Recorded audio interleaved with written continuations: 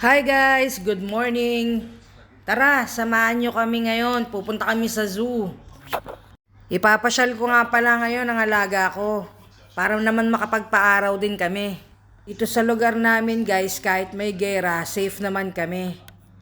Tingnan nyo si Inang, ang ganda-ganda niya oh. Diba? Ready na. Let's go guys. Bababa muna kami ha. Huwag muna kayong aalis. Diyan lang kayo.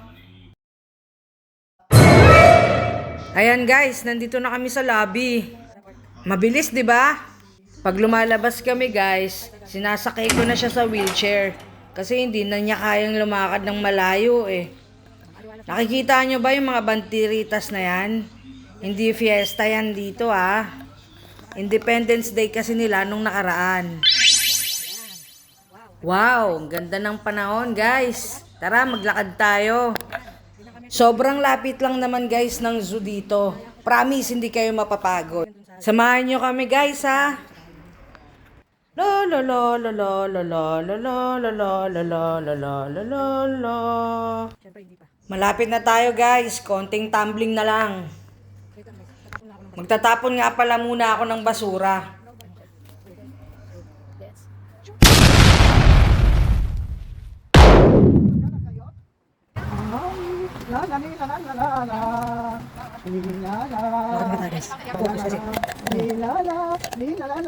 O diba guys, pakanta-kanta pa si Inang. Mahilig kasi siyang kumanta. Tara, sabayan na natin siyang kumanta. Ayan na guys, ang main entrance ng zoo park.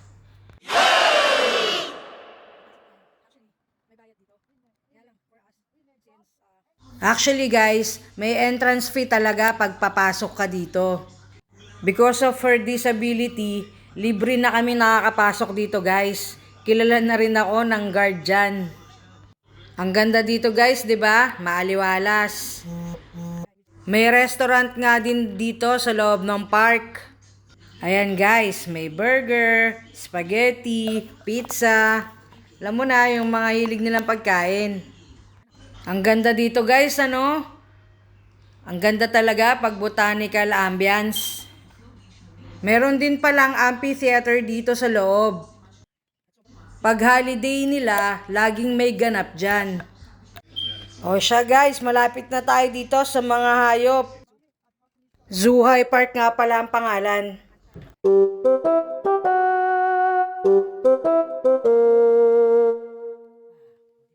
Wow! Pag ganito ang panahon dito, napakasarap maglakad at mamasyal. Dati guys, pumupunta ako sa dagat. Sa susunod, sama ko kayo doon. Ayan yung ostrich guys. At nandun naman yung kangaroo.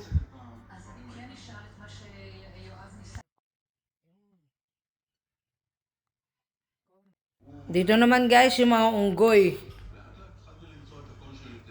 Ayan sila. Tignan nyo yung isa guys. May unggoy dyan, tignan nyo, nakatayo siya oh. O diba? Parang baby lang. Kinakausap ko nga siya eh. Siyempre, Hebrew din nung salita ko. Baka sumagot. Ang sarap dito guys. Ang sarap talaga pag libre. Lakad pa tayo guys. Samahan nyo ako. Ang ganda ng araw ano? Dito naman tayo guys. Sa gorilla. Ayun siya oh. Nagpapahinga. Wow. I'm lying in my bed. Listening to the rain. Ano kayang iniisip niya no? Siguro iniisip niya paano siya makatakas guys. Ito naman, yung mga paniki. Hihihihi. Pag dinadala ko dito si Inang guys, lagi niya sinasabi sa akin, sayang daw hindi niya nakikita yung mga hayop. Ang gaganda pa naman nila. Dito naman tayo guys, sa mga chismosang goat. Nagkukumpulan sila dyan. Pinag-uusapan nila yung dinner nila mamaya. Ha? Dito naman yung tortoise. Ito nga pala yung bahay ng pagong. Sana all may bahay. Himasin natin guys para magkabahay din tayo. Charot! Ayan, dito naman tayo sa kaibigan nating mga giraffe. Ang gaganda nila, di ba? Sabi ni Inang, sayang, hindi na daw niya nakikita yung mga giraffe. Pero naaamoy niya. Ililibot ko muna si Inang mga guys. Huwag kayong aalis ha, dyan lang kayo. Tignan nyo sila guys, oh, may lovebirds. Diba, ang sweet nila? Mapapasana all ka na lang talaga.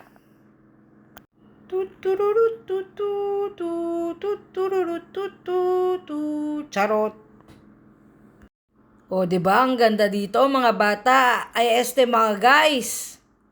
Ayan, mainit kasi. Kaya may shower sila dyan. Dito naman tayo guys sa mga camel. Kinakain din pala ang camel, ano? Di ko alam eh. Dito naman tayo guys sa piling ng mga penguin. Ayan sila guys, meron silang electric fan dyan. Kala ko nga magda-dive eh. Hinihintay ko silang mag-dive. Pinaasa lang nila ako guys. Lakad lang sila ng lakad. Itong isa, pabuelo-buelo pa oh. Hindi naman tatalon. Ay sus, paasa talaga siya oh. Anyway guys, tara samahan nyo na lang ako. Maghanap kami ng upuan. Ayan guys, nakahanap na kami ng pwedeng pagpwestohan. Marami kasi ditong upuan guys, mga bench. Dito tayo sa harap ng mga penguin. Maliwalas kasi dito at mahangin. Ito nga pala guys yung mga prutas na ipapakain natin kay Inang. Para naman may vitamina siya sa katawan. Okay guys. Magmumuni-muni muna kami ni Inang. Thank you for watching guys. See you on my next vlog. Bye!